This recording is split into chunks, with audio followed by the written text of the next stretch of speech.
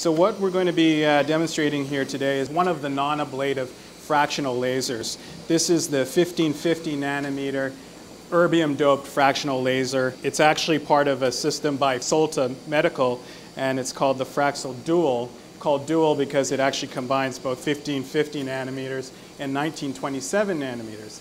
Today we're only going to be demonstrating the 1550 nanometers. This is something that I've had a lot of experience with in darker skin over the past few years. I have the older device in my office that's simply 1550.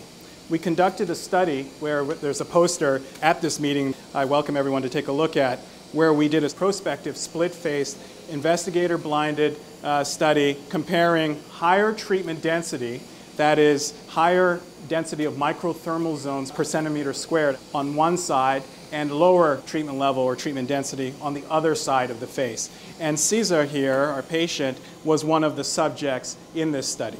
So he's already received 4 treatment sessions on both sides of his cheeks, but on one side he had a lower treatment density, the other side he had a higher treatment density. So today we're going to actually treat the side that received the lower treatment density, which is treatment level 4.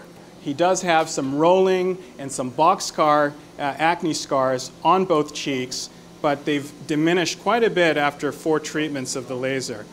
The other side, for comparison, it's a little milder acne scarring on the right side. So today we're going to treat the left side, which was previously treated with treatment level 4. So now going over to the device and going through the different settings. The 2 parameters to be mindful of with this device are the energy and the treatment level. The energy here in millijoules corresponds to the depth of injury. The higher the energy, the greater the depth of that microscopic column of thermal injury. The treatment level represents the density. Treatment level 6 corresponds to 17% coverage, or 328 microthermal zones per centimeter squared. So we're going to use these settings. I've dropped the setting of the treatment level down by 1 because he had treatment level 7 with the older device, and I'm told that with this newer device there's a bit more power to it, so I'm adjusting down just for safety reasons. There's a Zimmer cooler here. There's an integrated cooling system with this, so there's cold air being blown through the handpiece, and there's a roller. So we're going to get started. He sat for 45 minutes with topical 23% lidocaine, 7% tetracaine. 45 minutes. So I'm going to begin here on the edge of the cheek, and I'm going to go down in the vertical direction. And I'm going to go back up. I'm doing 2 passes, one after the other, in each segment of the cheek that I'm treating. I'm trying not to really overlap. I avoid overlap. So this is 2 passes, back and forth. The skin is being cooled as I'm doing it. With this newer device, there is no tracking gel. Previous generations of the same device required various tracking gels. The first generation had that blue tracking gel, then it was a clear gel, and now with this one, luckily, it actually doesn't require any gel at all, which makes it easier. So I've just gone in the vertical direction twice in each area of the cheek, and now I'm going to go horizontally to make sure we get full coverage. So this is the pass 3 and 4. 3. This patient is 4. actually very numb because most patients feel 3. it. It is a painful, kind of a painful procedure. And 4.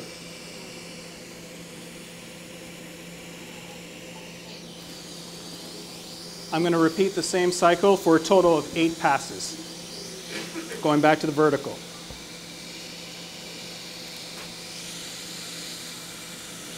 Now, when using higher, more aggressive settings, for example, increasing the treatment level or the density of microthermal zones, you may want to be more cautious with your darker skin patient. And so I use this technique, sometimes referred to as the pawing technique, where you go down,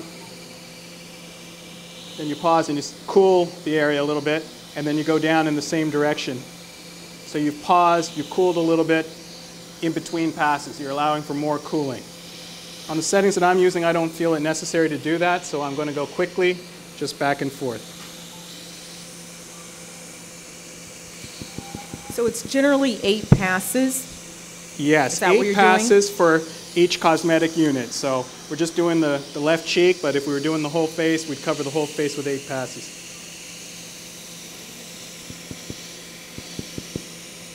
This is pass number 7 and number 8. So we're about to finish off.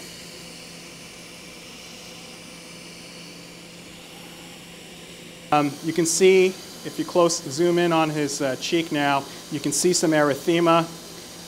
Within a few minutes, there'll be more edema. This is to be expected. What we're going to do post-treatment is we're going to use a little ice packs for about 5 to 10 minutes, and then sunscreen, of course, broad-spectrum sunscreen. It's also important to note that we generally pre-treat with hydroquinone before doing this laser. And in our study, we pre-treated for 2 weeks with hydroquinone 4%, and they continued hydroquinone for at least 1 month post-treatment. Andrew, we have time. You went really fast through that, so you have extra time. We have some questions. Sure. It's not actually a question. It's just that when I do this, I will also offer patients the option of a nerve block. Supraorbital, infraorbital, and submental nerve blocks, because it is quite painful. They rank it as like a 10 out of 10 for some situations.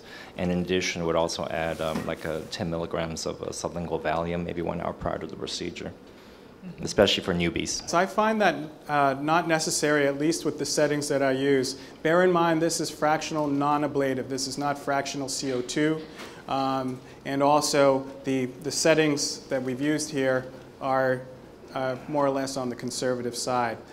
With the 23% lidocaine, 7% tetracaine mix, which is compounded by a pharmacist, it really has been wonderful as far as pain control. And I'll ask our patient again if he felt any pain. Caesar, was there any pain at all? No pain, just like tickling and a little bit of burning. Tickling. Very minimal. Yeah, and that's typically what most patients. Well, I think that's a little unusual because most of my patients say it's excruciating, and they require some sort of support. I mean, I sometimes, I do definitely topical lidocaine preparations, but, when I look at trying to make the least amount of discomfort possible, when you're using lidocaine, most patients say it feels like hot bacon grease splattering on them. I mean, it's these little tings. But those add up, and where the intensity increases as you continue and the more passes that you do.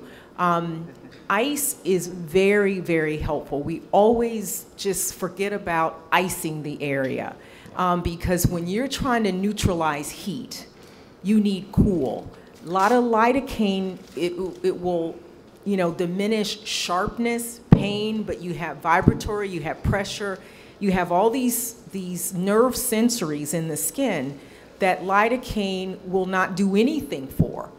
So icing the area, using, in this case we're not using the gel anymore, but I used to put my gel in the freezer to cool it down. But ice and the cool Zimmer, I think it works well with the lidocaine. I have not had to do nerve blocks in any of my patients. I don't do the repair, which is the Fraxel repair, which is a CO2 fractionated. This is erbium.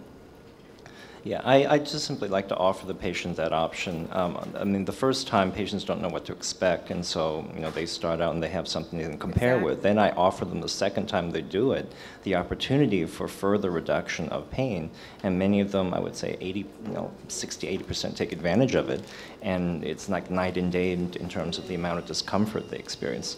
And at the end of the procedure, I just hand them the Zimmer and tell them do whatever you want with the Zimmer and just cool off your face. Thank you.